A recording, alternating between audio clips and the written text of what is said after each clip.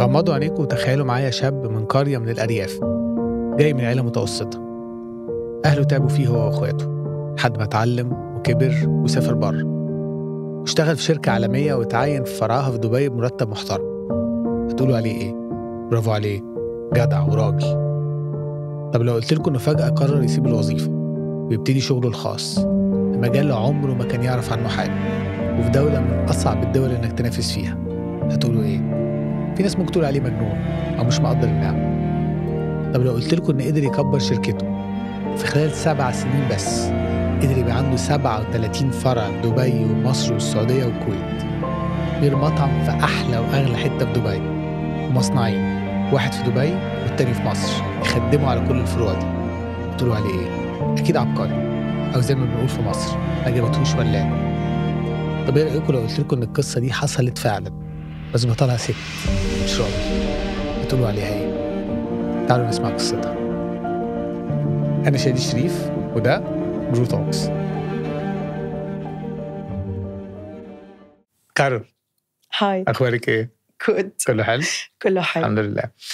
طيب دايما بنبتدي كده بسؤال في أول حلقة، بس أسأله لك بطريقة مختلفة شوية كده. أوكي.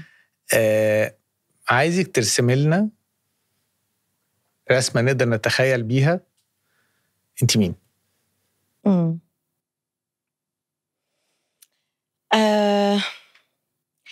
راح أتخيل مكان وزمان أنا بحبه وأنا بخليني أكون مبسوطة. أنا بالبحر وحوالي عالم بحبهم من عائلتي وأصحابي، والكل مبسوط وفي ميوزك بالباك جراوند وأنا هيك عم بتطلع على الكل وعم بكون مبسوطة أشوفهم مبسوطين وشلت. الصورة حلوة دي. يلا بينا. يلا بينا، بالظبط، يلا بينا حالا. طيب نرجع ورا شوية كده، وعايزك ترسم لنا نفس الصورة دي بقى ونعرف بيها كارول أكتر.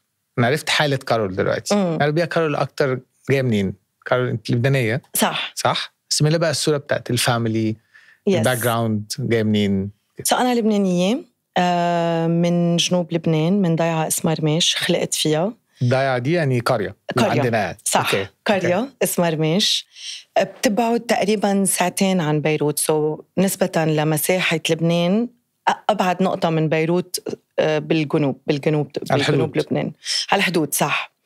خلقت هونيك. أنا كنت آخر ولد من 5 أولاد، 5 أطفال. أنتوا بتقولوا أطفال صح؟ آخر طفلة أو مش ولد، مفيش ولد خالص في الدنيا يعني. نحن ولدين و3 بنات. فأنا النمبر 5 بالعائلة. ماما وبابا نشكر الله بعدهم موجودين. كنا دايما عائلة كتير قراب من بعض. إخواتي حاليا عايشين بأكتر من محل بالعالم، يعني مش عايشين كلنا بلبنان. أنا درست بلبنان وتركت لبنان من 10 سنين تقريبا، رحت على دبي. كنت عم بشتغل مع شركة استشارات بالاستشارات صحية، وبعدين ثاقبت فكرت إنه أعمل بزنس لإلي بالأكل.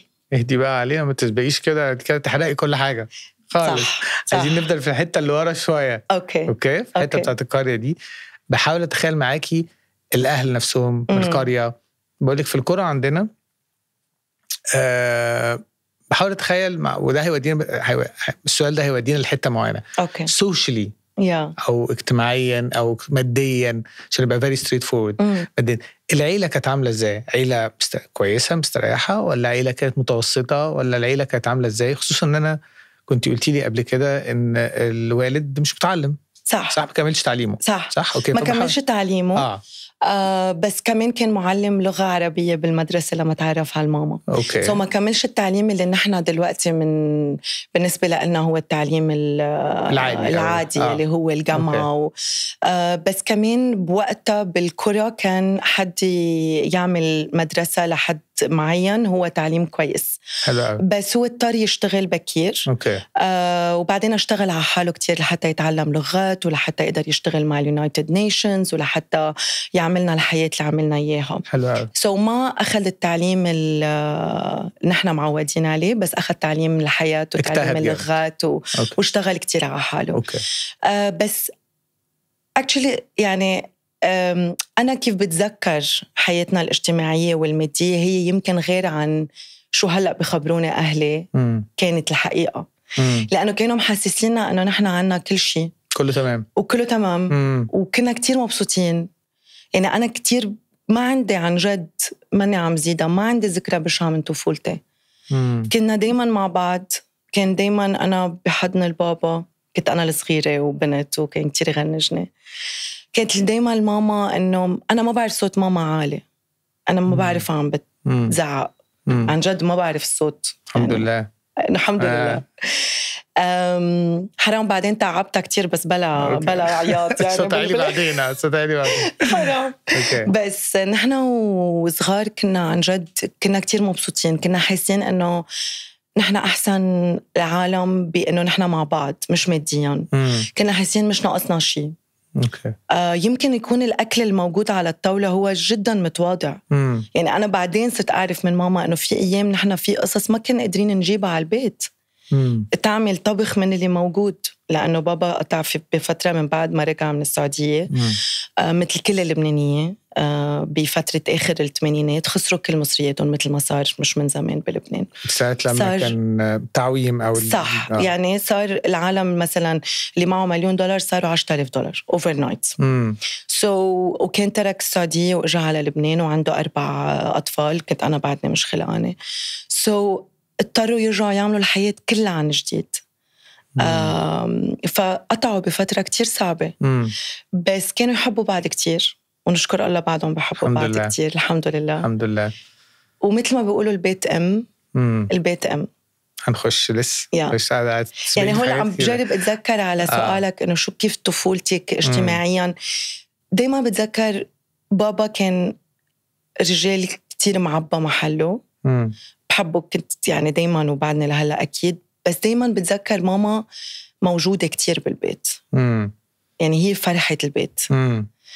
بابا إذا بدك الشق الاجتماعي، ماما ما عندها صبحيات وترويقة وكافي ما عندها هيدول الأشياء. كانت كتير معنا كل الوقت. بيتها طبخ مع جوزها كتير. بس بعدين بابا سافر لما أنا صار عمري 4 سنين. أما طلع السعودية؟ لا، طلع كرواتيا. ده قبل السعودية؟ ده بعد السعودية. يعني هو خسر مصريته بعد السعودية. بعدين رجع توظف باليونايتد نيشنز. and then راح على كرواتيا. وظيفته في اليونايتد نيشنز دي وهو تعليمه لحد المدرسة، معناه أنه اجتهد فعلا جامد قوي. صح. عشان يقدر يتعين في حاجة زي اليونايتد نيشنز. معناه اجتهد كويس قوي. وبابا عنده شغلة أنا بتصور كلنا الأطفال ورثناها عنه. he's very true. حقيقي جدا مع الناس اللي حواليه. ووقتها يعمل علاقة شغل أو علاقة صداقة ما بيخسر صديق. فكل العالم ترجع بتحب تكون حده. بتحب تساعده. بتحب تكون بارت من شغله، من الكارير تبعه، تساعده إنه يتوظف يونايتد نيشنز أو يكبر باليونايتد نيشنز أو بيته مفتوح. حدا كتير وفي لأصحابه كتير. فأصحابه no way يكون هو بده شغل مثلا وما يكونوا عم بيساعدوه. بس أكيد باليونايتد نيشنز اشتغل على حاله كتير وتطور وبقى كل الوقت لتقاعد باليونايتد نيشنز. وجود ضيعة أو قرية في مكان زي دوت على الحدود، صح، كان ليها تأثير عليكم كويس ولا وحش؟ مكانها برضو بنقول عليها بالعربي كده بالبلدي كده غلس. صح. It's the no man land يعني تقريبا. لأنه ما كانت كتير نحس حالنا إنه نحن قراب لبيروت. وما كان هلأ بس بدي أقولك إنه نحن تركنا ضيعة وقت أنا صار عمري 8 سنين أو 9 سنين تقريبا. وتعلمت ببيروت. بس شو بتذكروا عن نحن كمان بقولك شو بتذكر. أهلي كانوا دايما كتير متفتحين بطريقة إنه اللي عنا بالبيت مش بس جارنا وجارتنا، كمان عالم من ضياع قريبة علينا من غير أديان. يعني ولا مرة أنا حسيت إنه أنا قاعدة بمحل جدا مغلق، حتى لو كانت هي ضيعة صغيرة والأشخاص بتشوفون هن نفسهم يعني بابا كان دايما في عنا ببيتنا أشخاص من برات الضيعة. هيدا الشيء بتصور كتير عطاني بعد نظر إنه الحياة شو؟ الحياة مش بس هيدا المحل اللي أنا فيه، مفتوحة 100%. وماما مش من نفس الضيعة، من ضيعة حدنا. كمان كنت حس إنه أنا شوي غير عن العالم اللي كبرت حواليهم. مش كلنا عايشين بزيت البيت مقفولين كده بالضبط. فالموضوع مفتوح أكتر من كده. صح. يعني كنا عائلة دايما كتير traditional، كيف ربونا الفاليوز مثل أولاد الضياع، بس أولاد الكرة. بس هن اتنيناتهم مساقبة، ويمكن كرمال هيك حبوا بعض وعملوا عائلة مع بعض. عندهم حاجة غير المجتمع اللي هن فيه، بس محترمين المجتمع اللي هن فيه كتير. بس مختلفين. وجودهم مع بعض هم الاثنين خلاهم مختلفين، مش صح. كل واحد لوحده. صح. أوكي. خلاهم عايزين أكتر. صح. وأبعد وأحسن. ولأنه اتنيناتهم كتير بحبوا أولادهم، كان دايما بدهم الأحسن والأكتر والأبعد لأولادهم. وقت يكون عندك ميشن بدك تعمل كل شيء لتوصل. هن هيك حسوا. هن هيك صرفوا معنا. احكي لي على ذكرى حلوة في طفولتك، فاكراها كويس زي ما رسمتي البداية كده؟ ذكرى حلوة في الضيعة. بالضيعة كان مثلا عشاء كريسماس، عشاء عيد الميلاد، أو حيلا مرة منقعد على الطاولة مع بعض لناكل. كان دايما تكون يعني لحظة فيها فرح. ليه؟ مش لأنه صاير شيء معين. في يكون عيد الميلاد، في يكون عيد الكبير اللي هو إيستر، بس دايما هيدا الوقت كان جمعنا بطريقة حلوة. يعني احنا ما بنعرف كنا ناكل لهلأ، ما بنعرف هيك نلف ساندويتش. بدنا توشير، حتى لو لبنة وخيار وبندورة، يعني القصص جدا بسيطة، بس بدنا توشير ونحكي وساعتين. وماما قديه بتشتغل بالبيت، بعد الأكل بدها تدلع قاعدة وتشرب القهوة والبابا ياخد درينك كان إيفنت. any meal is an event. okay. هاو أكتر شيء بتذكرونه وأكتر شيء على براسي. حلو قوي. أنا فاكر، حاسس إن أنا عايش معاك دلوقتي قوي يعني. طيب احنا مش قادر اقول الاسئله زي ما قلت لك، احنا قاعدين في الليفنج يعني فبنتكلم، بس هيبقى في نوع من الحاجات هسألها لك كده. عندنا في فورمات جديده بنصورها لعبه اسمها كونكتيفيتي. اوكي. كونكتيفيتي دي ما بنسالش فيها اسئله قد ما بتبقى فيها اوبنرز. حاجه بنقول لك على جمله وانت بتكمليها. اوكي. فعايزك تقولي لي، هقول لك على جمله وانت تكمليها. اكتر حاجه بتوصفني هي؟ يعني اللي فكرت فيه خايفين فهم غلط. حب. اوكي. that's at least هيدا اللي أنا بدي كونه. مش عم بقول أنا فظيعة بحب كل العالم، بس أنا بدي إنه حب كل العالم. بدي إنه وين كون موجودة يكون في شيء حلو، شيء هابي، لحظة حلوة، ارسم بسمة على وش حدان، وكون ما فيها شيء هيك سلبي. يعني ما بدي فيلم من محل يقولوا you know مش بس لهني شو يقولوا. أنا كيف أترك محل أنا شو حاسة. بدي أحب العالم اللي بشوفون واللحظة اللي أنا فيها والمحل اللي أنا فيه. حلو قوي. حلو قوي. خطفتين أنت كده بسرعة، وتاني أنت بعد كده تعلمتي في بيروت. دخلتي جامعة هناك في بيروت. صح. بعد كده رحتي اشتغلتي في دبي. صح. اوكي. اشتغلتي في شركة ايه؟ PwC. اوكي. PricewaterhouseCoopers. It's a consulting firm. أنا كنت استشارات. اوكي. أنا كنت دارسة أكتر من شغلة، بس آخر شيء درسته is management of healthcare. business management of healthcare. اوكي. within a healthcare institution. اوكي. فكرمال هيك كنت عم بشتغل healthcare consultant. عايزين بقى نحاول نترجم كده. بدك عيد لا قوليها عادي. في الرعاية الصحية. في الرعاية الصحية. صح. اوكي. حلو قوي. اوكي. قعدتي قد ايه في الشركة دي؟ دي شركة توب، مش شركات كبيرة. صح. قعدت 2 سنين تقريبا. اوكي. وبعدين كمان هلا بهيدا الوقت حسيت إنه خلص أنا بعبالي أعمل شيء. كنت مبسوطة بالشركة بمعنى إنه شركة مهمة كتير، وأنا بحب المجال الرعاية الصحية. درسته لأنه عن جد بحبه، واشتغلت بمستشفى بلبنان. بس حسيت إنه الاستشارات تحديداً مش كتير تفاصيل الرعاية الصحية. هي أكتر بأنه بتشتغل على مشاريع مع الدولة، استشارات على كم مستشفى عايزين، كم، بس مش الرعاية الصحية بمضمونة مع الطبيب والبيشنت سو حسيت مش هيدا هو اللي كنت متوقعته. هاي ليفل أكتر، يعني هاي ليفل أكتر بكتير. بعدين أنا كنت استصعب إن أكون بارت من شركة صراحة. ما كنتيش حاسة انت رايحة حاسة مش قابلة الفكرة؟ كنت حاسة إنه أنا ليش، يعني إنه ليه واحد بيوعى كل يوم، بيصحى كل يوم الساعة 7 الصبح لحتى يروح الساعة 8 يفتح اللابتوب يعمل تقريبا نفس الأمور، يرجع يسكر اللابتوب يرجع على البيت أو يعمل، يعني ما كنتش فاهمة الفكرة. يعني بعرف أنا عم بقول شيء شوي يعني بيزك، بس أنا كنت هيك حاسة إنه طب شو عم بعمل؟ إنه ما كنت حاسة إنه أنا عم بكون إضافة لنفسي، للمجتمع، لإلي أنا. يعني صراحة ما فكرت بالمجتمع، فكرت بحالي إنه طب أنا شو عم بعمل؟ إنه ما حسيت حالي عم بتطور كإنسانة. ما حسيت حالي أنا inspired. يعني أنا عندي إلهام كل يوم إنه في هاي بدي أضبطها، في هاي بدي أعملها. شغلانة حلوة بتاعي منها فلوس كويسة وخلاص. صح. That's it. صح. أوكي. وبتشتغل مع عالم كويسين. كانت شركة كتير منيحة، يعني اللي الإدارة وشركة يعني جدا جدا محترمة وفيري بروفيشنال، أمريكية، فاتحة بدبي من فترة، صاروا أكتر من 7000 موظف. شركة كبيرة. أوكي. بس يمكن لأنه هالقد كبيرة حسيت حالي أنا واحد من صغيرة. You're not adding value. مش حاسة أن أنت بتضيفي خالص للحالك. أوكي. صح. عايزك تحكي لي على اليوم، نرجع ورا شوية، اليوم اللي كنت في الشركة وقررتي أنا مش هكمل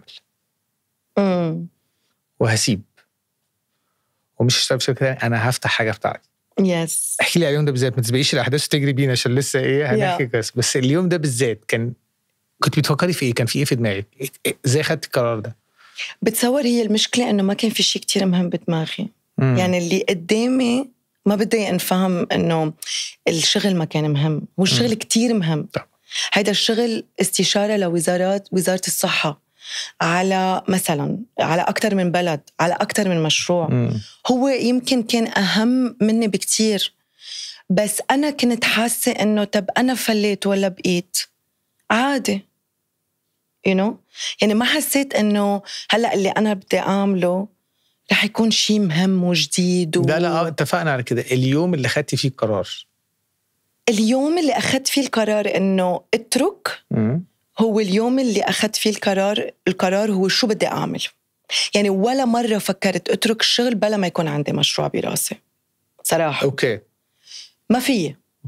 يعني أنا ببلد مش بلدي، بدفع أجار بيت، بدي المعاش، بدي المرتب آخر الشهر. صح.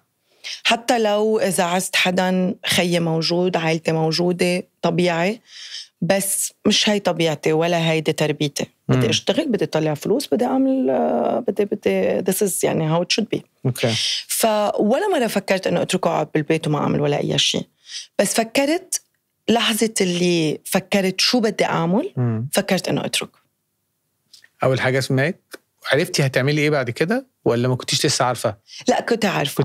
كنت عارفة. ما تركت النهار اللي يعني أنا اللي صار إنه كنت عم بشتغل ورجعت على لبنان، كانت فرصة عيد الميلاد بتصور، وكنت عم بتعشى بمطعم ياباني، وأنا كان دايماً تطلع 100 فكرة بزنس براسي.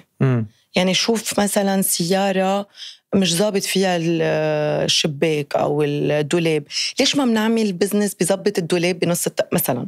بعدين حللها طلع مش كتير ذكية، بس كل يوم تطلع معي 10 أفكار. أوكي. فنهارتها كنت بمطعم ياباني بلبنان، والويتر كنت مع رفيقي كتير، مع جروب، بس رفيق اللي قاعد معنا يعني كتير بضل هونيك كل أسبوع، سو بيعرف الويتر كتير منيح. سألنا بدي إياكم جربوا هيدا الديزرت، جايبينه من الصين ما بعرف شو. أوكي جربنا الديزرت، كان له عنده فترة ما كتير حبيت الطعم، اللي هو كان موتشي بس with cream not with ice cream. أوكي. ما كتير حبيت الطعم لأنه كانت العجين الكواليتي تبعها منه فظيع، منه كتير طيب. بس حبيت الفكرة إنه أنت دغري تذكرت المكرون something cute، شكله هيك مهضوم فيه لون، تمسك القطعة بتقطم يعني يبايت، وفي جوا فيلينج. حبيت الفكرة. سألت مش بلحظتها، بس إنه ما بعرف ليه رجعت على البيت وأعمل ريسيرش على الموضوع. صرت أعمل بحث إنه هيدا شو البرودكت، هيدا من وين، هيدا كيف بينعمل، وين بيبيعوه. واكتشفت إنه لا، الموضوع كبير، يعني باليابان الموضوع كتير مهم. هلأ بأمريكا بدي عملوه مع آيس كريم، بس ما في براند بحد ذاتها للموتشي. يلي هو عجينة رز يابانية. عجينة رز ياباني. بس مش الرز اللي نحن بنعرفه. يعني هي بتبين شكلها مثل الطحين، بس هي من الرز. بس هن بياكلوه وده ديزرت، يعني ده حلو، ده حاجة حلوة مش هم بياكلوه مع عجينة لوحدها أو مع ريد بين، مع مثل فول أسود. بس حلو، بيستعملوه كتير بالحلويات اليابانية. بس بأمريكا بيعملوه مع كريم ومع آيس كريم، بس بيبيعوه بالسوبر ماركتس. أنا قلت قديه حلو إنه أعمل براند مثل لاديوري، كيف ما لاديوري مثلا عندهم ماكارون، كيف غوديفا عنده شوكولا، باتشي. بس يكون محل الماكارون بالفريزر محطوط موتشي آيس كريم. وأنا بحب الآيس كريم كتير. يعني أنا اليوم تغديت آيس كريم. أوكي. مش باين عليك. بيستاشيو آيس كريم. لا الجيم بيعرفوا شو بعمل الصبح، وإلا كنت شفت علي. هيك طلعت الفكرة ليلتها. طيب يعني أنتي، عشان أحاول أتخيل برضو، بحاول أتخيل الدماغ، أنتي دخلتي البيزنس ده كنتي في أجازة وكنت لسه في الشركة، صح؟ ولقيتي فرصة، صح؟ فأنتي دخلتي في البيزنس ده عشان بتحبي الآيس كريم، ولا عشان لقيتي فرصة حتة ما حدش بيلعب فيها خالص، هخش وهاونت، هتبقى بتاعتي وهكسر بيها الدنيا؟ تاني احتمال 100%. أنا بحب الآيس كريم بس ما عمل بزنس آيس كريم. أوكي. فأنت شفتي فرصة. أنا شفت فرصة. يعني حتى هلأ بيقولوا لي ليه عندك هالشغف لليابان؟ أنا بعدين صرت حت باليابان كتير، بس صرت روح على اليابان. بس أنا ما عملت البزنس لأنه عندي شغف لليابان. أنا فكرت purely from business perspective، من فكرة بزنس. يعني مش عم بعرف ترجم كلمة بزنس، بس إنه يعني بزنس معروفة، يعني بزنس معروف. لا تجارة يعني. جربت من ناحية تجارية بحتة. لأنه حسيت إنه هيدا ما حدا عم بيعمله المنتج بكل المنطقة، ما حدا شكله عم بيعمله، يعني ما حدا بيعرف يعمله. يعني حتى لو بدي أعمله رح تاخد وقت لعالم تانية تعمله. صح. بعدين بحب الآيس كريم، ساعد الموضوع، وما تخيلته مع شيء تاني لأني بحب الآيس كريم. أوكي. هيدا فكرة الآيس كريم هون لعبت لمصلحتي. أوكي فهمت قصدك. مع إنه فكرة الآيس كريم كانت كتير صعبة تتنفذها لأنه فروزن. كل السبلاي تشين، كل اللوجيستكس، كل شغلات الآيس كريم مش شغلانة سهلة أصلاً طبعاً. والمكان بتاعها غالي جداً. وأنا بيقولوا لي إنه كيف إجيك الكورج. أنا ما إجتني، أنا ما فكرت، أنا ما كنت عارفة بشو عم فوت. يعني مش إنه قعدت فكرت هيدا الريسك، لا أنا حسيت ما عندي تشويس، أنا رح أعمله. يعني ليترالي عن جد هيك حسيت. شفتي الفرصة بمنتهى الوضوح، شفت وهاجر عليها جابها. شفت الفريزر، شفتي كل حاجة، شفت الكاستمر كيف عم بياخد البوكس. هلأ ما بعرف البوكس من شو بدها تكون معمولة. ما بعرف الفريزر من وين بجيبه. ما بعرف كونتراكتر أصلاً، ما بعرف كلمة كونتراكتر. أنا كان عمري مثلاً 29 مقاول. بشتغل بشركة رعاية صحية، استشارات very pampered، يعني كتير corporate وكله جاي على طبق من فضة. بعدين بغير بلد، أنا مش ببلدي، ما بعرف حدا بهيدا البلد. أوكي أختي كانت عايشة هنيك، وهيدا الشيء اللي ساعد أني رحت على دبي أصلاً وعشت عندها بالأول بقى قبل لما أنقل على بيت وهيك. بس إنه ما بعرف حدا بالبزنس. أكيد ما كان هين. إنه بس ما كان صعب، ما كنت حسيته صعب، حسيته إنه خلص أنا رح أعمله. ما عنديش بلان بي، ما عنديش أنا شفتها خلاص، أنا شفتها هذا قرار. خلاص حسيت إنه هيدا هو. أوكي. طيب إزاي كبرتي بسرعة في وقت قصير زي ده؟ بمعنى عشان برضو نوضح الناس تتفرج علينا، أنت ابتديتي في 2017 صح؟ خدتي قرار مارش 2017 فتحت أول محل. أوكي. إحنا السنة دي 2024 صح، 7 سنين. بنتكلم 7 سنين. عندك النهاردة 10 فروع في دبي. صح. في بلد أنت غريبة فيها. 17 فرع في مصر. 10 فروع في دبي زائد مصنع. صح. 17 فرع في مصر زائد مصنع. including ال5 اللي حيفتحوا بالساحل. تمام. صح. أوكي. 3 في السعودية فرنشايز. صح. 4 في الكويت فرنشايز. صح. في مصر قلنا في مصنع زائد مطعم في دبي. صح. تعتبر في أكتر حتة برايم في دبي، أكتر هي اللي هي DIFC. صح. أوكي. مطعم ياباني برضه. صح. زائد منتج نزل في السوبر ماركت. صح. كل الكلام ده في 7 سنين. إيه؟ غسيل أموال؟ يا ريت. انتوا مقلبين بالسما. ازاي كبرتي بالسرعة دي في بيزنس ما تعرفيش فيه حاجة بالحجم ده؟ واللي أنا فاهمه كمان أنت بتقولي لي آخر تقييم اتعمل للشركة كان حوالي 60 مليون دولار. يعني هيدا اللي إيه يعني التقييم اللي الله أكبر من 60 يعني بالضبط. بس 7 سنين أنا بحس حتى كان فيها أعمل أكتر صراحة. 7 سنين مش قليلين بالوقت ده اللي نحنا فيه. بس في فود اند بافرج مش سهلين. لا مش سهلين بس. وكلهم على الPNL يعني كلهم برضه عشان الناس تبقى فاهم، كلهم تيجي تبصي على فرع كسبان آخر كل شهر لوحده. صح مش يعني غير إن الشركة كلها كسبان، لا كل فرع لوحده. صح. والفرع اللي بيخسر بتقفليه على طول.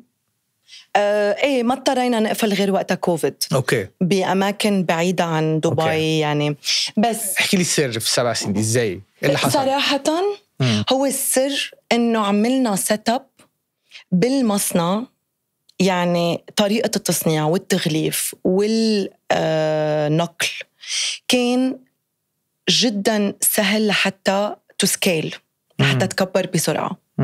هو البيس كان صح. يعني أنا بلشت بالأول برودكشن مانوال. أول حاجة عملتيه؟ أول حاجة مع أول فرع، لأنه ما نطرتش خلص أنا بدي أفتح بكرة. أوكي. مع أول فرع. أوكي. والتاني فرع والتالت فرع. بعدين وصلت لمحل الموظفين عم بيشتغلوا 24/7 غير موظفين يعني. لا يعني صار في شيفتس بالمطبخ ما عم بيسكر المطبخ. أنت عملتي أول فرع كان في مطبخ؟ صح. وثاني فرع نفس المطبخ. ثالث فرع نفس المطبخ. اوكي. ف3 فروع بتخدميهم من مطبخ واحد. أوكي. ونص الشغل عم بيصير يدوي. أوكي. بعدين اكتشفت انه انا بدي كبر بسرعه لانه ما كان بدي اخلي منافسه تفوت على السوق. اوكي. هيدا كان التفكير تبعي اول، يعني لاني انا كتير كنت مهتمه بمش الشورت تيرم، مش الريتيرن المصاري بسرعة. صح. كان هوسي كبر البراند لونج تيرم. اوكي. لونج تيرم للبراند.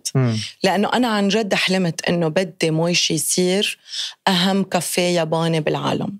أنا ما بدي حدا هلا يفوت يضيع لي وقت بمنافس عم بيبيع موتشي مش طيب والعالم تخاف منه ويبطل يجربوا الموتشي فكرت دغري بدي أعبي السوق.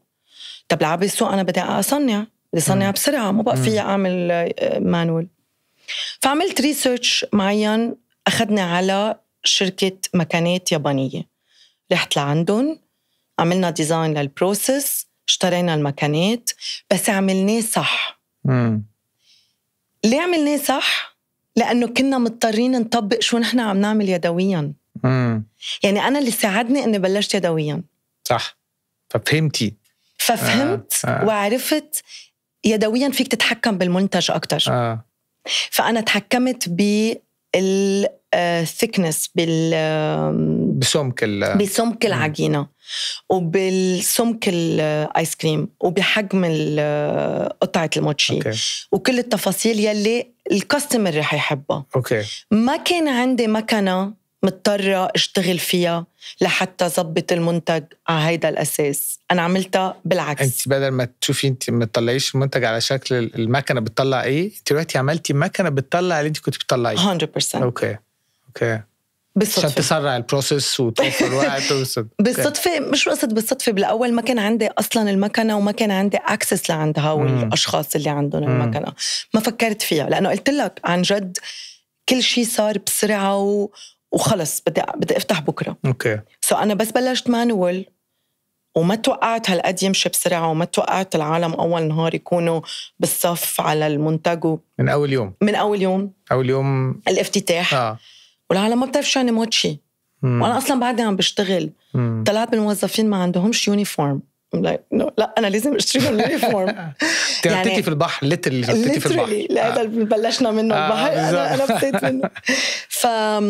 لا كان يعني تعلمت نهارتها، قلت لا أوكي لا بدنا نركز، هيدا شيء very serious. مع أنه أنا كنت عم بعمله serious، بس قصدي فهمت حجمه بقى. فهمتي حجمه، فهمتي شفتي الفرصة، فهمتي حجم الفرصة نفسها عاملة ازاي. وخلص قلت I'm all in. and لو ما كنت all in ما كان أصلا يعني قدرت أعمل شيء. فالمهم 3 فروع لأنه قدرت بأقل من سنة. 3 فروع في أقل من سنة. 3 فروع. كرمال هيك لما عملت بيس صح بالمصنع، بعد 3 فروع كان في مصنع. عملتي المصنع بعد؟ المصنع لوصلت المكنة اليابانية وكل التفاصيل لأكتر من 1.5 سنة. كنت فتحتي بقى كنت فتحت 5. 5 جاي 3 ولا 5 توتل؟ كبرت المطبخ وجبت موظفين زيادة. 5 توتل ولا 5 توتل. يا 5 توتل. 5 توتل. بس كنت ماضية لحتى أفتح 10. أنت قاعدة بتجري وكده يعني اللي الموظف قاعدة شغالة كارول we can't له you can روح على المطبخ. عن جد this is a true story. روح على المطبخ له أوكي أنتوا هلأ عم تفلشوا العجينة على هالقد طاولة، كبروا الطاولة، قللوا الكاتينج. بالنهار بنعمل فليفر واحد، ما بنعمل 2 فليفر. صرت غير قصص very detailed بالبروسيس اللي هي process engineering عادة بيقولوا لها. يعني إذا بدنا نتخيل التكنيكاليتيز of it، بس هي حيلا حدا ممكن يفكر فيها إذا قرر يركز عليها. أنت كم بيس بدك تعمل بالنهار، كم دقيقة عم بياخد بريك، الموظف أي ساعة بيوصل لابس اليونيفورم أو مش لابس اليونيفورم، بنضيع وقت بهال10 دقايق أو ما بنضيع وقت، بياكل أي ساعة، بيكون الباسترايزر ماشي بذات الوقت مع الفريزر مع الآيس كريم ميكر ولا لا، كم بيس بنعمل بالنهار، بنقلل عدد النكهات أو ولا منزيد. بتصير تشوف على السيلز نمبرز، طب آخر 3 عم بيضيعوا لنا وقت وما عم بيعملوا فرق، هات لنشيلهم. بس الماتشة حتى لو منا البستسيلر يابانية رح نخليها. بيصير في كتير قرارات مضطر تاخدهم لأنه أنت مش عم تشتغل مرتاح. صح. ديلي لأنك مرتاح قدرة التصنيع، لأنه عندي ليميتيشن، ما عندي المكانات بعد، ولا مرتاح. أنا ما بلشت بكابيتال يا لطيف إنه أنا قادرة أكب المصاري يمين وشمال. هيدا الشيء كتير بيساعد. لأنه كل شيء مدروس 200%. صح. الكوست صح. طب. فما عندي يعني أنا الكوست تبعي من الأول كان كتير واطي لأنه ما عندي إياهم. هاو هن بدي استعمل شو معي. أنا ما رحت عند بنك. خيي ساعدني بالاستثمار، حط معي مصاري، ويعني ورفيقتي ب5%. كنت حابة إنه تكون بارت من الموضوع، ورفيق خيي كمان دفع معنا، فات معنا بشيرز. هاو هن family and friends literally. ومش إنه وأنا ما كنت عارفة أصلاً قد بدي بالأول. بس كنت عارفة إنه أنا مني رح ضيع مصاري العالم ولا مصرياتي. I will make it happen بالموجود. وهيدا اللي صار. حلو. طيب بما انك قلتي على الشركة اللي عندك، انا عندي اخت بحبها جدا. بنتي يعني مش اختي. بس لو اختي عايشة في دبي بقت بتقول لي شادي انا هسيب شغلي واخش في بزنس جديد ايس كريم، انا عارفه ما عندهاش فيه اي خبرة ولا اي حاجة، بتقول لي عايزة فلوس هتخش معايا، هفكر كذا مرة. فانتي اخوكي دخل معاكي، صاحب اخوكي دخل معاكي، وصاحبتك، كان عندك ايه ساعتها خلاهم يثقوا فيكي قوي كده انهم يحطوا معاكي فلوس في دبي؟ اصل انت مثلا مش بلد مثلا الانفستمنت فيها او الاستثمار فيها رقم صغير. صح. كان عندك ايه خليهم يبقى عندهم الثقه دي ان كارول هتنجح؟ صراحه يعني بقدر افكر، لا ولا مره فكرت فيها، بس انت وعم تسال السؤال يعني عم جرب انا لاقي الجواب. بتصور لانه شافوا عن جد انه عندي قناعه فظيعه بالموضوع. يعني أنا كنت مقتنعة، كنت ما عندي شك إنه رح يفشل الموضوع. يعني عن جد ما كان عندي شك 1%. كنت حاسة طب ولا ممكن يفشل، إنه أكيد رح نعمله كتير طيب، وأكيد رح يكون كتير شكله حلو ومرتب بالباكج، بالألوان، بالطريقة. وشو ما يكون التشالنج التقني رح نلاقي له حل. يعني ما في شيء ما له حل. ليه ما بده ينجح؟ فبعت لهم البيعة قوي وبعتها لنفسي. يعني هم مش يشتروا منك إلا وانتي شاريها. ايه بس عن جد يعني مش إنه أنا كنت عم بقول بس أنا خايفة، ما بعرف إنه بدي فوت. يعني هلأ بفكر فيها إنه أنا فوت خيي وفوت، بس أنا كنت كتير مقتنعة إنه رح تزبط. طيب أوكي، كنت متخيلة إن انتي تنجحي النجاح ده؟ كنت متخيلة أنا رح أنجح بعد أكتر، ورح أنجح أكتر. أوكي. رح تكون موشي انترناشونال، ورح يكون في كل حتة بالعالم. وأنا هيك تخيلت من الأول. أوكي. واو. عندي سؤال تاني صغير بس كده. أول رأس مال حطيته في المشروع، يس، عملتي بعديها بقى في الفروع اللي فتحت الأول والتاني والتالت والمصنع والمع المعدات والكلام ده، عملتوا أي كابيتال انكريز أو زودتوا رأس المال؟ بحاول أشرح برضو للناس. في رأس مال كان في الأول تطوير المشروع، صح. أخدتي منه فلوس تاني ولا كنتي الفلوس اللي كانت بتكبري بيها هي فلوس بتدور جوه الشركة؟ هي الفلوس اللي بتدور جوه الشركة. يعني احنا بالأول بلشنا، أخدت تاني وقت كوفيد. أوكي. بس قبل كوفيد ما أخدتش تاني. أوكي. يعني هي الفلوس بتاعت الشركة هي اللي كبرت الشركة بالمحلات والمصنع وكل الحاجات دي. أوكي. بس بعدين أخدت زدت مبلغ صغير نسبة للمبلغ الأساسي وقت الكوفيد. طيب من 2017 لحد كوفيد كان ايه؟ 3 سنين. 2020. صح. اوكي. 3 سنين على القد، لانه اجى بمارش. كنت وصلتي حجمها، كان حجم الشركه كان عندك فروع قد ايه؟ كان عندي 14 فرع بالامارات. 14 في الامارات. 14 بالامارات. هاو اللي سكرت منهم، اللي قلت لك سكرت منهم، يلي انا في 2 عن جد فتحتهم وعارفه انه ما راح يزيدوا لي، بس حتى ما خلي ولا منافسة تخش السوق. أوكي. بس كان في واحد بالعين مثلا، واحد براس الخيمة. أصلا كان تكنيكلي مش قادرين نطلع راس الخيمة والعين، وكان في 2 بالعين. أوكي. واحد براس الخيمة وواحد بأبو ظبي ثالث. نحن هلأ عنا 2 بأبو ظبي. فمبدئيا هون فوصلتي 14. كنت في دبي ساعتها؟ بس كنت بدبي وأبو ظبي. ما كان بس بالسعودية كان أول ما مضيوا الوكالة. يعني بعد عنا محل ولا 2 ماكسيموم. أوكي.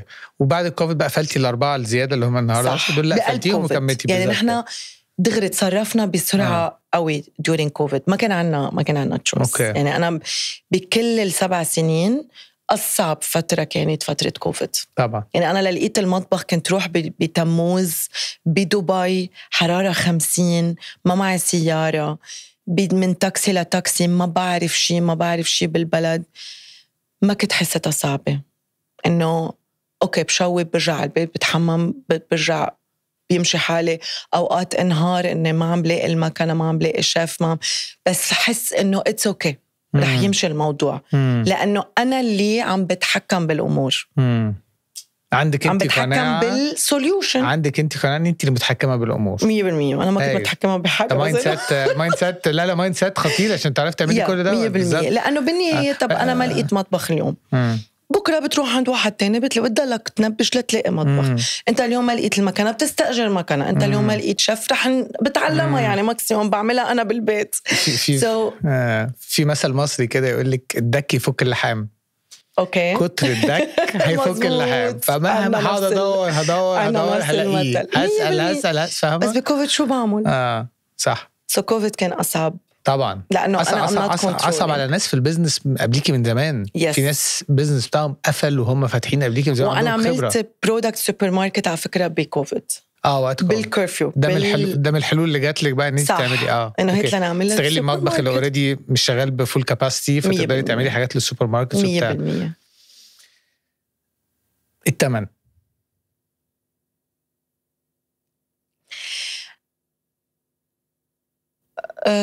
لا انا كتير مبسوطه. الثمن اني في ثمن اكيد دفعتي عشان توصلي كل ده. الثمن عن جد اعصابي اهترت بكوفيد، ما رح كذب. بكوفيد انا تعبت. طلع بوجهي حسيت حالي كبرت بعد كوفيد. كنت أصغر بكتير. لا بس عن جد هيدي الفترة اللي بحس دفعت الثمن. هيدي الفترة اللي بتقول إنه يعني أنا أصلاً لازم فكر عتلاني هم أهلي قاعدين لوحدهم. بابا عنده مثلا عامل عملية قلب، إنه بخاف يصير له شيء. ماما ما بدي يصير له. يعني أنا لازم هاو يكونوا البرايورتيز تبعي. كنت خاف، كنت حس حالي قلتي إنه منن هاو البرايورتي إنه أنا كيف بدي أدفع للعالم، كيف بدي أدفع المعاشات. أنا ما عندي سيلز، أنا عندي 14 محل مع رنت بوست ديتد تشيكس ممضية تتاخد من البنك بعد 3 شهور 6 شهور. ما في مبيعات، ما في مولز مفتوحة. يعني شو بتعمل؟ أنا بيرسونلي مضيتها للتشيكس. هاولي موظفين مسؤوليتي. يعني في نهار، هيدا النهار اللي كان فيه أبكي، يعني كتير صليت لما بكيت، بس كان فيه أبكي. دقلي السواق بتاعنا اسمه عمران، قال لي مس كارول أنا حكيت مع السواقين وبليز ما تدفعي لناش رواتبنا الشهر ده، نحنا معك، ما تعتلي هم، بليز ما تدفعي لناش الرواتب. يعني بتكسرك طبعا. يعني هاي كسرتني. بس غير هيك بتكسرك وبتقويكي. بتقويني. حسيت قد الفريق اللي أنا عم بشتغل معه وفي لأقصى الحدود. يعني هيدي كانت حقها $1,000,000. بس بذات الوقت بتتحمل مسؤولية أكتر. ما بقولك بتقويكي إنه بتديكي كده بوش لقدام. بتديك بوش، بس بتديك كمان إنه طب هيدا الزلمة مش إنه حرام عم بيطالبني، يعني أنا بدي أقتل حالي لأقدر أدفع له الراتب. لأن لو إجا قال لي كيف ما بتدفعي لنا، بقول لك تعرف شو، ما بدي أدفع لك. بس حدا هالقد منيح، عنده أهل، عنده أولاد، عنده عائلة، عم بيقول لي إنه بليز ما تدفعي لنا، نحن حدك. وعم بيشتغل، هيدا الوحيد اللي كان عم بيشتغل، السواقين لأنه بس السيارات الشغالة. يعني كانت صعبة، وأهلي مش معي وأنا لوحدي، وما فيك تعتي لحدا همك لأنه أصلاً كل العالم عنده هموم you know. أوكي خلينا نقول هيك. خليني سوري من غير ما أقطعك. تفضل. أكيد كوفيد على قد ما كان صعب، على قد ما نشوفه من أحسن الحاجات اللي حصلت لنا، لسبب واحد بس، اتعلمنا فيه قوي. كل واحد في شغله اتعلم قوي. تعلمتي ازاي؟ احنا عدى علينا كل حاجه. صح. جيل عدى عليه كل حاجه تقريبا. بلبنان بيعدي عليك كل حاجه في عدى عليك كل حاجه، وفي مصر النهارده بتعدي عليك كل حاجه. في الكوفيد طلع فينا يعني اول حاجه اللي بيحب شغله هو ده اللي عرف يكمل. صح. واللي ما بيحبوش قفل على طول. ولما بتحبيه تضطري تفكري بطريقه مختلفه، اجبرك ان انت تفكري بطريقه مختلفه، وبين لك الناس اللي شغاله معاكي عامله ازاي، وبين لك مين بيحبك بجد ومين. صح. بس فاهمه بين حاجات كتير 100%. فعشان كده فاهم كويس قوي بتقولي كبرني. يس. كبرك، ومش شايف اقول انه كبرك سنا قد ما كبرك علما وخبره. صح. بس انا حسيت انا ما كنت اعتل هم ابدا. لانه عن جد كنت حس حالي اكبر من الظروف، اقوى. شو ما يكون رح حلو. شغلتين كسروني وثقبوا بنفس السنة: انفجار بيروت وكوفيد. انفجار بيروت صار بآب 2020. صح. انت مين بيتخيل؟ ومش حرب، انت مش عايش بحالة حرب، انت عايش عادي. انفجرت المدينة، يعني فهمت؟ صح. يعني أنا صرت أطلع بالطيارة كون عاملة بانيك أتاك. شفت ثيرابيست إنه لحظة شو عم بيصير، أنا ما بحياتك تخاف من الطيران. قالت لي لأنه أنت فهمت بهيدا النهار إنه أنت ما فيك تتحكمي بكل شيء. سو أنا لإلي شخصيا كانت صعبة على شخصيتي أنا. الاثنين دول أكبر منك، أكبر من هاي أكبر منك. ما كملت لأنه بحب شغلي كتير. أنا قدرت أعمله لأني بحبه كتير ولأني مآمني فيه كتير ولأنه حسيت أنا ما عندي خيار. بس قدرت كمل لأنه أنا بصراحة يعني maybe it's not the typical business answer، بس أنا بآمن كتير، أنا بصلي كتير وبآمن كتير وكتير بتكل على ربي الحمد لله كتير. يعني أنا كل يوم بقول له أنت استلم نهاري بليز، ما تخليني أغلط مع حدا، ما تخليني أغلط بحدا ومع حدا، وأنت دبر لنا النهار. بنهارتها ما كنت عم بقدر صلي. ما شو بدي أقول له يعني من وين بدي بلش؟ ونشكر الله يعني بالنهاية ما صارنا شيء. أنا ما فقدت حدا من فقدت كتير أشخاص بس يمكن ما فقدت من عائلتي الصغيرة. نشكر الله نشكر الله. بس منا مصيبة يعني هلأ بفكر فيها بستحق إنه كنا عم بنق يعني كأنه على، لأنه بالنهاية شو صار؟ إنه ما صار شيء نسبة للي صار مع العالم. نشكر الله على كل شيء طبعا. بس أنا عم بقول تأثيرها على شخصيتي أنا لأنه كنت دايما حس إنه أنا بقدر أتحكم بكل شيء، بمشاعري، بتفكيري، إنه أنا بقعد لا ما تفكري بهاي فكري سيئة.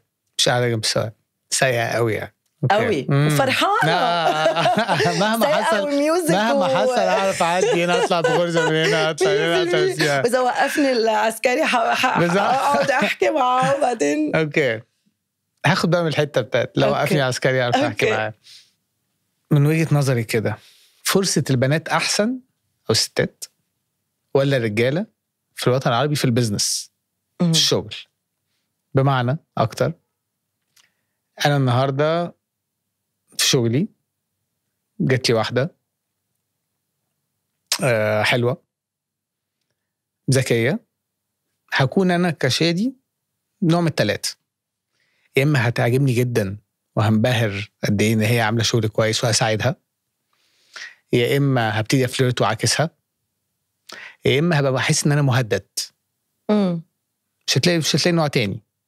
صح ولا غلط؟ تشفق عليه. ما هو ده النوع اللي هيسابورت، اللي في الأول معجب بيها جدا بالظبط، معجب بشغلها وبشطارتها وبتاع ان هي قدرت تعمل كده.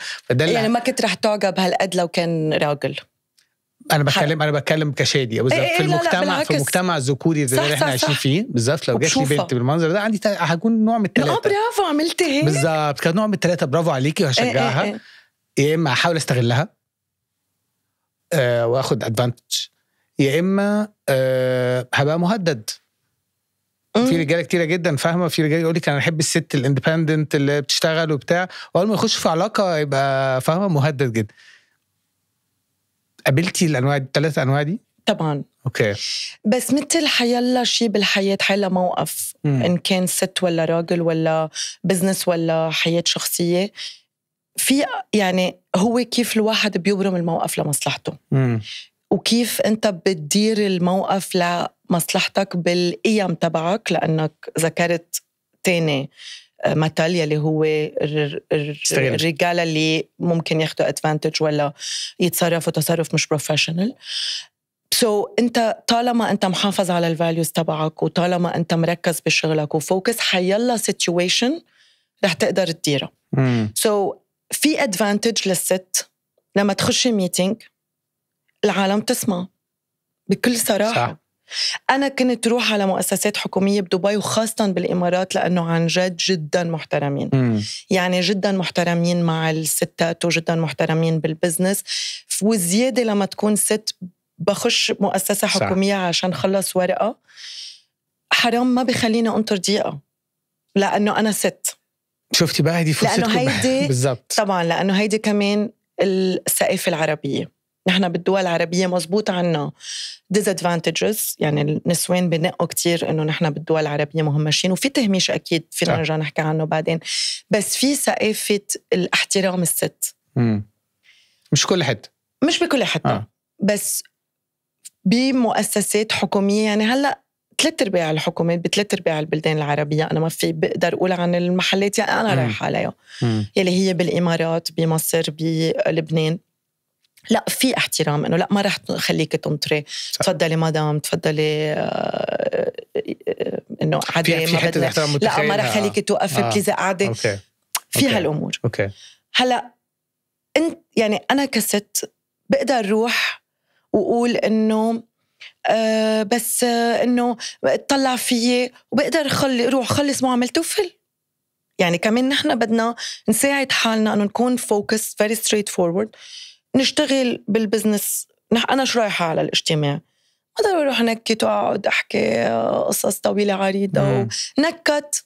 it's okay، ما بنكت معه، بغير موضوع. هتتحكي وتروحي داخلة تاني في الموضوع على طول. بالإيه يعني مثلا أنت ساكنة فين؟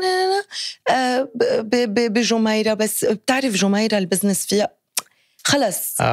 والعالم اللي بوجهك منهم أغبياء. بتحرجيه بذكاء. صح.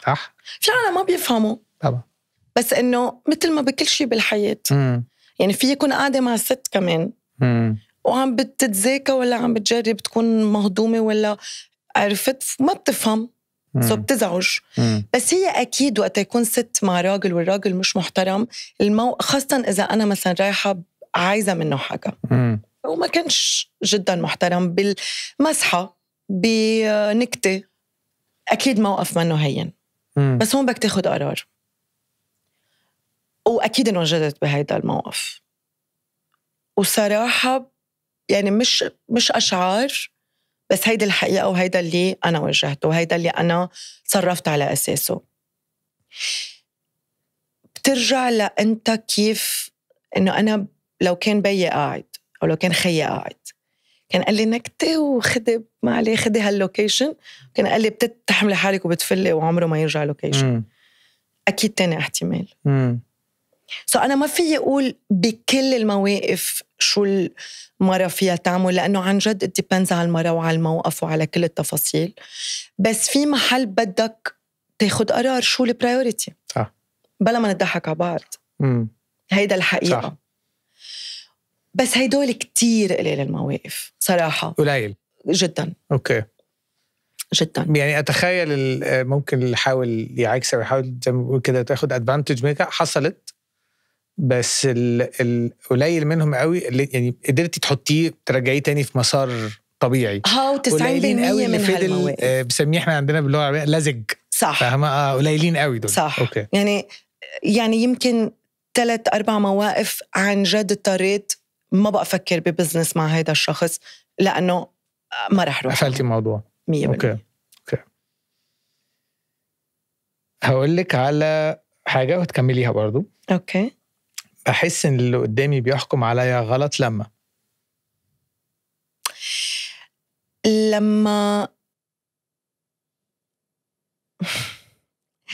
لما أتكلم عن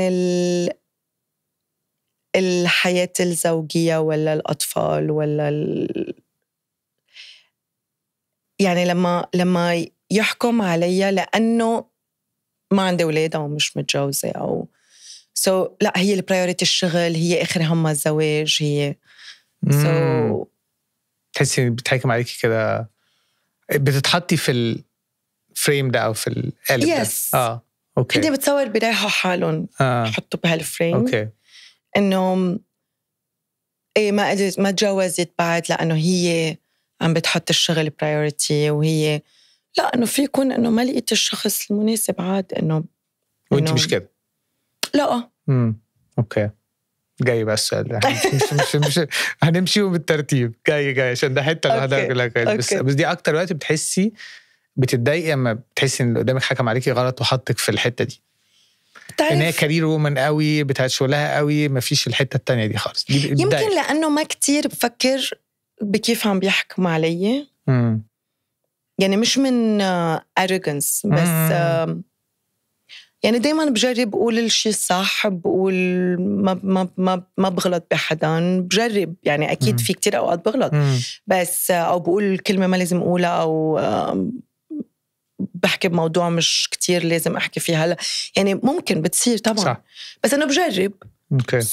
هلا هو إذا رح يحكم اللي بوجهي إنه كون أنا مجربة أعمل الماكسيموم تبعي سو ما كتير بقى بعتلهم شو فكروا اللي بوجهي يعني بس فيلم من 10 شو قالوا خلص ما كتير بقى بفكر بالموضوع.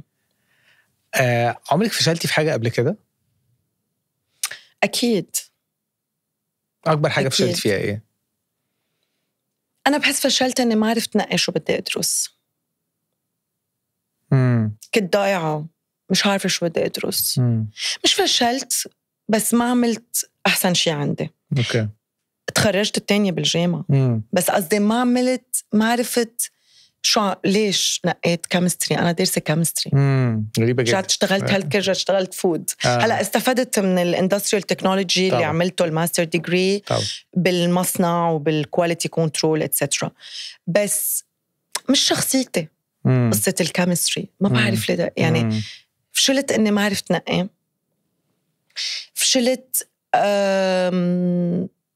يعني في قصص مش فشل بس ما يعني فشل بحسها كبير الكلمة بس قصص ما عرفت أعملها صح من الأول بالشغل. تعلمت من حالي كده. أوكي. يعني قصص ما كنت عارفة كيف أعملها. أغلط فيها افشل فيها اتعلم لحتى أرجع زبطها. أوكي. هول بتذكرهم كلهم بس هن يعني شوي صغار. كنت رح أفشل كومبليتلي لو وقفت عليهم. أوكي. سؤال افتراضي. لو خسرتي كل حاجة النهاردة لأي سبب ما واضطريتي تبتدي من الصفر من الأول. أشخاص ولا شغل؟ شغل. تبتدي من الصفر من الأول خالص. مش فلوس مش حاجة. متخيلة نفسك ممكن تبتدي في إيه وهتعملي إيه بما إنك كنت بتبتدي أنتي بتشوفي حاجة كده بتشوفي فرصة؟ بتصور بعمل بكون استشارية ل concepts أكل عايزة تفتح جديد وعايزين يفكروا حيحطوا إيه على المنيو، الأسعار، المطعم عامل إزاي، الكونسبت اللي رح يفتحوه إذا تشوكلت ولا آيس كريم ولا ديزرت بعد مش معمول حيتقدم إزاي. يعني بتصور لأنه صار عندي خبرة بهذا الموضوع 7 سنين وأنا بحب الأكل أنا بسافر بروح على كتير مطاعم، بروح على كتير محلات آيس كريم، بروح على كتير محلات حلويات حتى لو بدي أكل لقمة بس لحتى أدوق وشوف كيف قدموا وكيف إجت الفاتورة والويتر شو حكي واليونيفورم بحب hospitality in general والأكل تحديداً. الhospitality في يكون الأوتيل بس إنه قصدي فكرة الأكل بحبها كتير. بتصور بعمل هيدا الشيء. كان نفسي أتشالنج الفكرة. اوكي. كان نفسي اتحداه بس رديتي عليا رد مقنع جدا ان انت هتستفيدي من الخبره بتاعتك. بدك تشالنج ماي سيلف؟ لا مش قادر.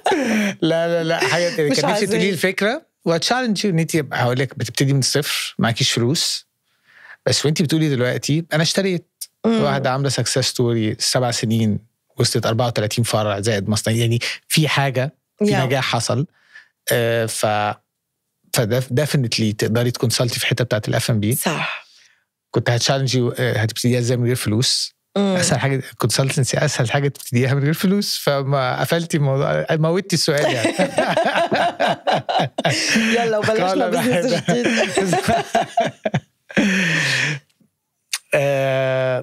محسساني كده من كلامك عامه ان ما بتخافيش من حاجه. حاسك كده ما بتخافيش من حاجه بس أكيد في حاجة بتخوفك. عايز أعرف إيه أكتر حاجة بتخافي منها؟ لا أكيد في حاجات جدا بتخوفني. حاسك بحسين الحياة سهلة. أكتر شيء بخاف منه إنه العالم اللي كتير بحبون يكونوا يعني اخذلهم. وهنا كتير قليل يعني. خيي بيي أمي اخذلهم. اختي اكيد كل اخواتي يعني انا بقول خيي اول شيء انا بشتغل يعني انه فايت يعني بقدر باخد رايه كتير بالبزنس وبشوفه اكتر شيء بس كل اخواتي عامه اكيد لانه بحبهم كتير كلهم وكتير بخاف انه اخذلهم بس مش اذا خذلتهم بمعنى انه عملت شيء مش عجبهم صراحة هيدا الشيء ما بخوفني. هم ما بيحكموش عليك، هم قابلينك زي ما انت من كلامك قابليني يعني. زي ما أنا، وحتى لو ما قبلوش كون عارفة إنه هاي شخصيتي، ما رح أتصرف شيء عكس شخصيتي. يعني إذا هن مش حابين إنه أنا أعمل هيدا الشيء بالشغل، إذا شيء منه ضد المبادئ اللي ربينا عليها، بس صعب وهن ما بيحبوا إنه أنا أعمل صعب، بعمله. بيزعلوا أكيد لأنه بيعتلوا همي، بس مش بيزعلوا لأنه أنت غلطت بحق الفاليوز. أو ما الخايفة من إيه؟ خايفة تغزليهم كتوقعاتهم لكارول؟ صح. أوكي. وخاصة إنه دايماً كانوا عندهم توقعات كتير عالية. أكمل. أنا بحاول أثبت لنفسي إنه أنا بقدر أعمل المستحيل، مش بموشي عامة بالحياة. ومصدقة نفسك. هيدا موضوع تاني. مصدقة نفسي. أوقات بقول يا ريت مش مصدقة نفسي، بس أنا unfortunately مصدقة نفسي. طب أسلتي بتقولي عليه ده حلو قوي بس تقيل صعب. من بعد ما فكرت كتير إنه قصص بعملها مش دايما بفهم ليه بعملها، أو قرارات بخدها مش دايما بفهم ليه أخدتها، اكتشفت إنه أنا عن جد عم بحاول أثبت لنفسي كده إنه هو ما فيه يعمل هيك، هي ما فيها تعمل هيك، بس أنا أكيد فيها أعمل هيك. أكيد رح لقي طريقة. ما بتتعبكيش أكيد. أكيد مع الوقت. بس أنا عندي نفس الأندرستاندينج، مفيش حاجة مستحيل. بس تتعب. حلوة بس تتعب. بس تقدر توقفها؟ معرفتش. لا. حاولت يعني تحسي إن هي حاجة في الدي ان اي كده، فاهمة؟ ما صعب، ولو ما عملتهاش مش هبقى أنا، هبقى بورينج somehow. اوكي. كنت أتمنى يبقى عندي الشجاعة إني أقول كتير إني أقول عامة ولا هلأ بالحلقة دي؟ نعم، مش حلقة ولا هدي، إحنا قاعدين. إني أقول لكل حد عن جد، من عائلتي، من أصحابي، بحبك وقت اللي ما يكون له لزوم، لأنه في كتير أوقات ما بيكون بقى عندك الفرصة. دي شجاعة، محتاجة شجاعة طبعا. بجد؟ ليه؟ لأنه تعبير، لأنه لحظة ضعف، مش ضعف، لحظة pure connection مع مشاعرك. إنه إذا أنت عم تتخانق مع حدا أو حدا عم يتركك، بس بتقله أنا بحبك أو أنا بحبك، أو رفيقتي زعلانة مني من شيء، بس أنا بحبك، كتير صعبة النوم. ليه؟ اوكي. بتصور لأنه يعني أنا personally بلاقي صعوبة أني أعبر عن حالي. I think كرمال هيك فكرت فيها بس قلت الجملة. لأنه عادة بقول القصص التانية، يعني بالشغل بقول، بالسياسة، بالمجتمع،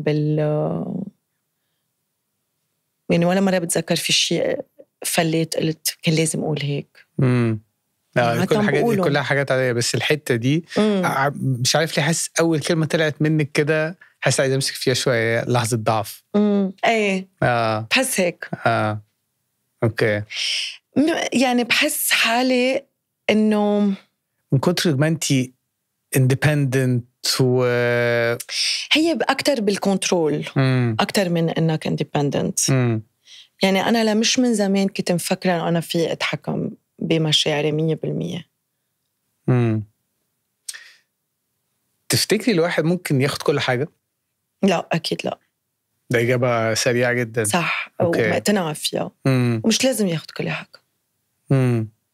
ليش حياخد كل حاجة؟ ليه؟ يخلي حاجة لحد التاني. لا work life balance, have it all, do it all، هيدول كلهم شعارات ما أني مقتنعة فيهم. دي أكتر حاجة نقصاني stability. بمعنى أنه أنا ماني عايشة ببلدي. بحب دبي كتير، الإمارات، وأكيد بيت التاني. هلا صرت أجي كتير على مصر بحسها كمان بيت التاني. حتة إنه ما في بيت، يعني في بيت أهلي طبعا. بس هيدي فكرة where is home. إذا بتسألني من 5 سنين كنت بقولك أكيد لبنان. بس اليوم حتى لبنان ماني قادرة أطلع على القرية لأنه في حرب بلبنان، تحديداً وين رميش مشتاقة كتير للبيت. إخواتي مش دايماً عم بيقدروا يجوا. ومع العمر هوم بيصير أكتر وين أنت person اللي بدك تعمله هوم. You're home. يعني ببطل بس أهلك وإخواتك وهن أهم شيء بحياتي. بس سبحان الله في شيء بيتغير فينا، لأنه الإنسان إنسان والله عامل الإنسان كتير صح. يعني مش صدفة. بيصير بدك أنت your own home. طيب أنت سنجل صح؟ أوكي. لسه ما لقيتيش الشخص المناسب. You don't mind إن أنت يعني أنت مش زي ما كنا نرجع بقى للسؤال اللي كان قبل كده، مش كارير قوي وهي دي والحياة. أنت you're open لفكرة الجواز؟ مش open. أنا بحب إنه يكون عندي شخص أعيش معه الحياة. أوكي. أكيد. لو لقيت الشخص المناسب، لما تلاقي الشخص المناسب هتضطر تضحي بحاجات. صح؟ ضحي ما بعرف إذا هي تضحية، بس بتغير أولوياتك. صح 100% موافق تمام. غيري أولويات. عندك الاستعداد أنت تغيري الأولويات؟ أكيد. أوكي. إذا هو كمان حسسني الشخص المناسب. طبعا ما انت بعد كل ده لازم يعني تدي الشخص. طبعا لازم مستاهل. مش عيد ترتيب اولويات كده. لا نتسلى يعني. اوكي. هترتبي اولوياتك ازاي؟ هوم اول اولويه. comes first اول حاجه طبعا. اوكي. comes first. هيدا الانتيتي اللي انا بدي اخلقها مع هيدا الشخص. اكيد. ومش لأنه هيك لازم، لأنه أنا بحب هيك. صح فاهم. يعني مش بس على مبادئ وقيم وتربية وهن موجودين. صح. بس لأنه أنا بحب هيدا الشيء. بحب إنه أنا أكبر مع لايف بارتنر. بحب إنه إذا لقيت حدا مناسب لحتى يكون اللايف بارتنر تقدر تخلق معه حياة ثالثة. مش حياتي ومش حياته، حياة. صح. يعني بالإنجليزي co-create. شراكة. هي شراكة زي الشغل بالضبط يعني. 100%. عندك دايما بقول للست تسلع يعني الموضوع بالنسبة لها صعب جدا. ده على إن شاء الله على افتراض أنت في حد لقيتي الحد، فعندك الراجل، عندك البيت. دايما بحب أبريكت كده، اللي هو في الراجل وفي البيت، في ولاد، في نفسك، في صحابك، في أهلك، في شغلك. في هتحطي البيت أول حاجة، بيت بكل حاجة فيه صح؟ وبعد كده تاني حاجة إيه؟ البيت بالنسبة لإلي بس لحتى أكون واضحة، البيت يلي هو هيدي الشراكة بارت منه. صح. يعني نحن as couple أو البيت هو يعني مش بس إنه أنا زبط البيت وأتأكد في أكل. صح. يعني كل الشراكة ما يجي بيه، كل ما تيجي الشراكة دي بما تحمله الشراكة دي بالضبط. 100%. سكند أنا طبعا لأنه هو موجود بالشراكة. هو يعني كمان بده يكون مسؤول عن نفسه، لأنه أنا لو شو ما أعمل ما في أنا ما بعرف. يعني يمكن هيدا الشيء غلط، بس ما بقتنع أنه أنت ما فيك تفوت على راس الإنسان التاني لو قد ما تعتبر حالك بتعرفه. بس ما بيصيروا إنسان واحد وما بدلون هيدا إنسان وهيدا إنسان. تعمل هيك. أنا مقتنعة يعني. أنا ما ولا مرة تجوزت طبعا. يعني مش إنه عم بحكي أنا كيف بفكر، إنه مش بيصيروا شخص واحد وبيلغوا هذا الشخص بيلغوا هذا الشخص. بيخلقوا شيء شراكة بتكون مناسبة الاثنين، أو مش دايما بتكون مناسبة. يعني فيها تكون مناسبة 2 3 4 وخميس ما تناسبش. صح. والخميس صعب. بس أتليست شراكة بتخلي كل طرف من الاثنين حياته أحلى من بلا هالشراكة. سكند إنه بيجي كتاني priority أنا ككارول في أكتر من لاير. في لاير الشغل، في لاير أهلي، في لاير أصحابي، في لاير الجيم، في لاير اليوغا، في لاير أقرأ. الشكل الجيم والشكل. في ترتيب أولويات تاني بقى في الحتة دي. في ترتيب within قرار. صح within قرار. وهيدا time management, priority, project management, priorities management, etc. بس حتى الشغل ببطل فيه اشتغل مثل ما أنا بشتغل هلأ. ما هو ده اللي أنا بتكلم فيه. عادة ترتيب الأولويات دي هتخليكي غصب عنك حياتك اللي هي يمس موضوع الاستابيليتي أو الاستقرار هتستقري، بس هتضطري تضحي بقى بحاجات تانية. يعني مثلا بدلني اشتغل بس ببطل اخد كتير اشياء زيادة عن اللي انا بعملها. بوظف حدا يساعد اتكل عليه اكتر. انا هلأ بعملهم لانه ليه ما بدي اعملهم؟ عندي الوقت. عندي الوقت وكان مويشي بعده يعني صغير بالعمر كنت عم كبره. بس انه لا، بصير تتكل على حالك اكتر بانك to overlook، انك تحط الطريق وعالم لازم تمشي الشركة هيدا الطريق، وانت بتكون عم تعمل كنترول كل الوقت وبتحط systems to control. بس في عالم رح تكون عم تعمل الشغل. صح. لانه انا ما في يكون عم بعمل الشغل. اكيد. اوكي. ايه اهمية الست في حياة الراجل واهمية الراجل في حياة الست؟ بمعنى انت عشتي في عيلة من كلامك حاسس انهم كانوا فعلا فيها معنى أصيل للراجل. صح. ومعنى قلتي البيت صح. سريعا كده بتصور إنه تأثير المرأة على الرجال أهم بكتير من تأثير الرجال على المرأة. بتصور لأنه المرأة معمولة الله خلقها أقوى بكتير مشاعر وعقل من الرجال. أقوى بمعنى إيه؟ بتقدر تطلع حالها من كتير ظروف بأسرع، بطريقة أسرع، بوقت أسرع.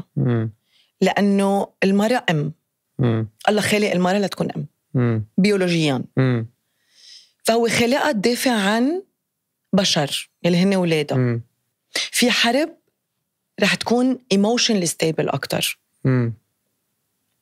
البيت كرمال هيك البيت لأنه لو شو ما صار بالبيت ما في غير الأم تلمه للبيت.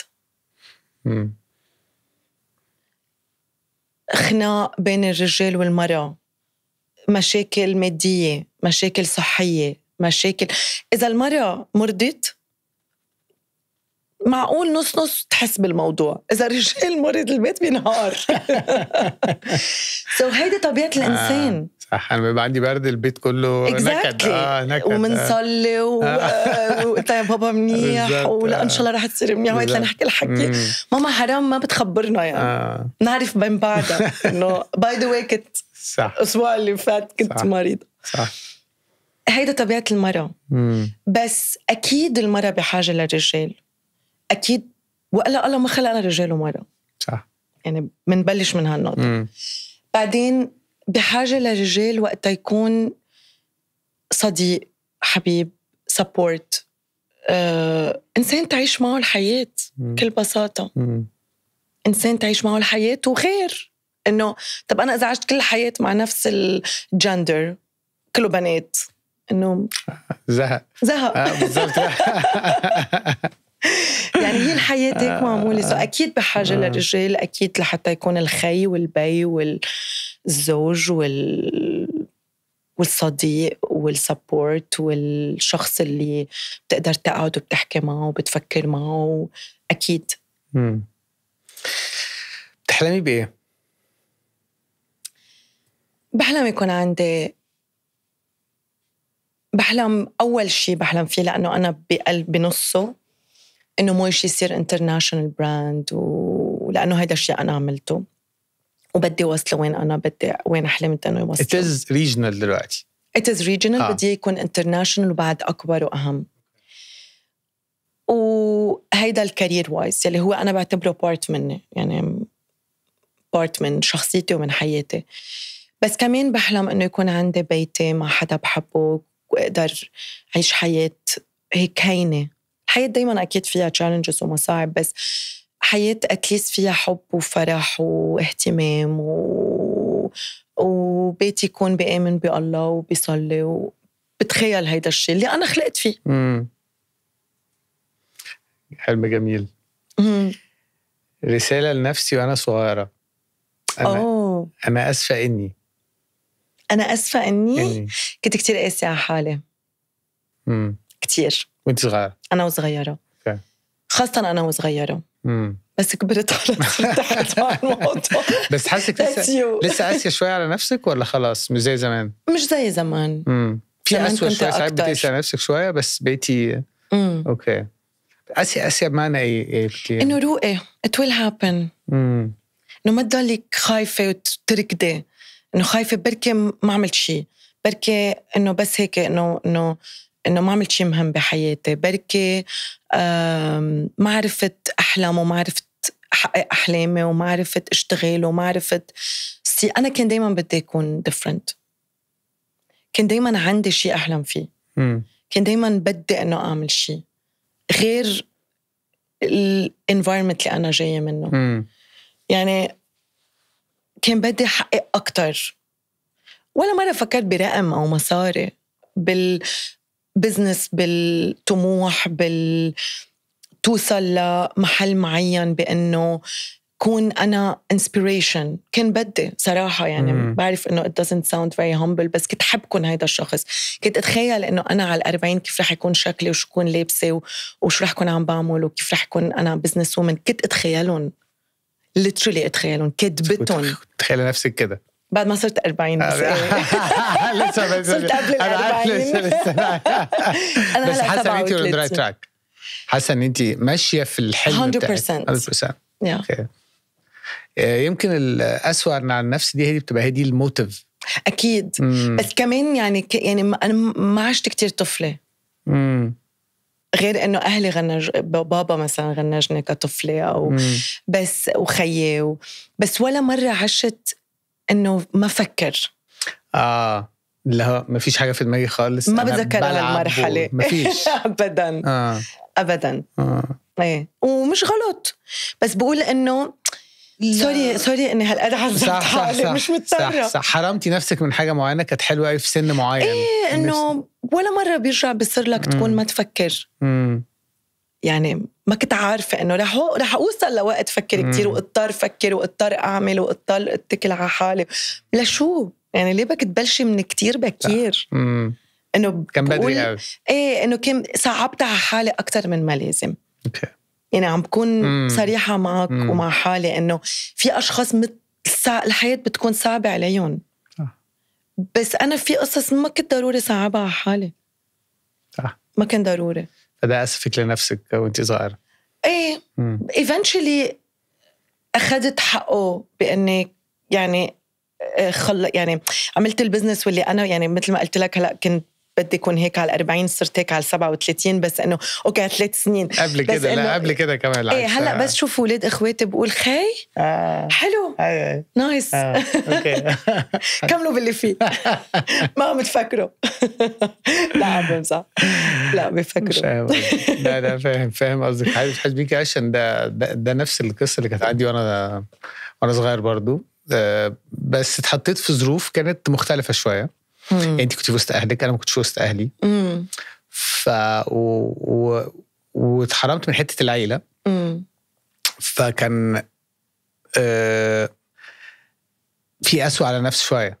يعني انت كل الناس شايفاك ان انت رايح حتة وحشة. اوكي. صغير عايش لوحدك. بس الحياة كانت قاسية عليك. حياتي كانت قاسية بس على قد ما ببص ورا ممكن تصعب عليا نفسي شوية زمان. على قد ما بحس ان اتحرمت من حاجات مش بسبب ان انا حرمت نفسي منها، الظروف هي اللي حرمتني منها، فبحاول اعوضها مع اولادي. بس في نفس الوقت مش عايز ادلعهم. عارفة البالانس بقى بين الحتتين دول، ان هم تابريشيت اللي عندهم، يقدروا قوي اللي عندهم، وفي نفس الوقت يتبسطوا. عرفوا قيمته بالظبط. فحس ان ربنا بيعدينا بالظروف دي عشان هنغير حياة ناس بعد كده، كان ولادنا إن كانوا قرايبنا إن كان، فكل واحد فينا كونكتد بناس حواليه بطريقة ما. صح. أنا بتصور هلأ لما قلتها ولا مرة فكرت فيها قبل، بس I think this is why هلأ بقلك البرايوريتي كون مبسوطة كون مرتاحة، وأنا ما تعذبت، بس عم بقول هيدول ما كانوا برايوريتي. صح. أما بنكبر بنفهم كده بقى. لما بنكبر بنفهم، ولما بنكبر بنرجع لذاتنا البيور. صح. الرو. صح. هي البوتم لاين. أنا بوتم لاين قدي بحب البزنس وقدي بحب إنه أكون سكسسفل، بحب العالم بصراحة، بحب إنه العالم تقولوا كارول did this، كارول برافو عليها، وبنبسط. بس البرايوريتي أكتر لإلي يكون أنا مبسوطة. صح. يعني لحظة اللي بدي أوصل لمحل قرر إنه هيدا كتير رح يتعبني ورح يخليني ما أكون مبسوطة، كتير ما أقول ما أعمله. صح. لأنه ليه؟ انت سابقة سنك شوية، خلي بالك الكلام ده بيحصل بعد 40 بقى، بيبقى ايه ما أنا بدي ارتاح على بكير. لا هو مش على رياحة، هو يمكن هيدي تخليني اشتغل أكتر، لأنه يكون في شيء بحبه فيه شغل أكتر من إنه يعني أنا كان في ضلني بالشركة والشركة شغلها كتير مهم وكتير منيح، ومش عم بقول إنه هو الشغل أقل، بس هو ستيبل أكتر. فيه أقل وجعة راس، فيه أقل مسؤوليات، في دوام etc etc. بس أنا بالعكس، لأنه البرايوريتي تبعي ساعاتي. مش تركت الشغل لأنه أنا بدي حقق نفسي. أنا تركت الشغل وعملت ويشة لأنه أنا كنت بكون مبسوطة أعمل هيدا الشيء. صح صح. مش عشان بس تثبتي حاجة. لا خلاص أوكي. أنت already كنتي في البوزيشن أنت في الشركة في دي already عارفة إن أهلك فخورين بيكي، فأنت ما عندكيش حاجة زيادة. أنت كنت عايزة تبقي أنت حسيتي إن أنت عايزة تعملي كده، وعلى الصبح كون مبسوطة. فاهم. حس حالي يعني حتى إنه هلأ إذا تعرفت على شخص وكتير هين نكون معه بس مش مبسوط، مش حبته، مش مبسوطة. ما بقدر. لازم كون أنا من جوا مقتنعة ومبسوطة ومرتاحة وحابة حلو قوي. طيب عندنا كده تراديشن بنعمله فكل مرة بقى في حلقة بضيف قبل كده بيسأل سؤال للضيف اللي جاي. هو ما يعرفش هو مين. فهلا أسألك السؤال ده الأول، بعد كده تسألي الضيف اللي جاي اللي احنا لسه مش عارفين هو مين. أوكي. سؤال الضيف اللي قبل كده بيقول ايه اللحظات اللي مؤشر السعادة عندك بيوصل لآخره؟ اوكي.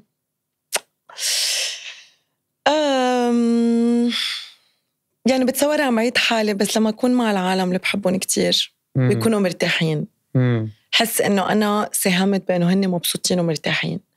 كتير بحب هيدا الشيء، كتير بخليني أكون مبسوطة. ده بيك السعادة عندي. ده بيك السعادة. أوكي. هلا إذا كنت بالبحر وعم باكل آيس كريم والطقس يعني كله بيساعد، بس إنه الموقف أو الفكرة أو الأشخاص اللي involved I think هي. طيب اسألي سؤال بقى للضيف اللي جاي. للضيف اللي جاي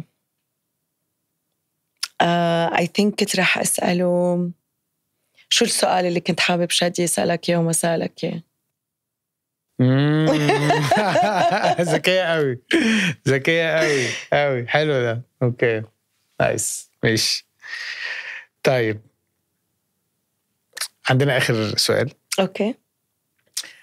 هتبصي للكاميرا. اوكي. لسه بس لو طلبت منك ان انت هتبعتي رسالة هتقولي لمين؟ ممكن توديها للناس كلها. اوكي. ممكن تقولي لي عايزة أوجهها لفئة معينة، للبنات أيا كان. هتقولي بس لمين وهتوجه لهم رسالة.